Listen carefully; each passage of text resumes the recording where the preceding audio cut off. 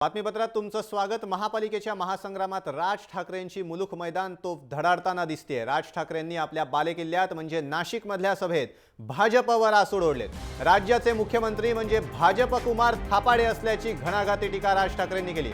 एवढंच नाही तर त्यांनी मुख्यमंत्र्यांची नक्कलही करून दाखवली। थापा म्हणजे भाजपा, भाजपावाले तोंडाला येईल ते बोलतायत।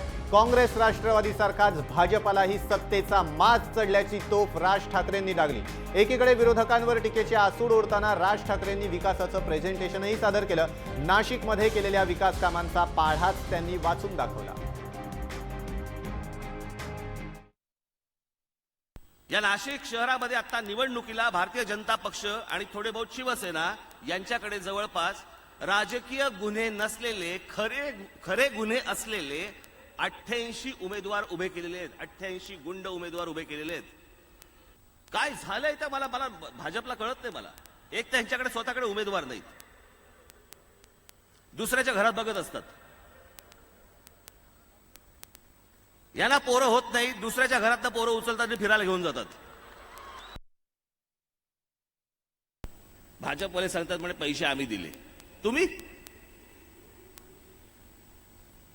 या सगळ्या रस्त्यांची टेंडर्स निघालेत 2013ला।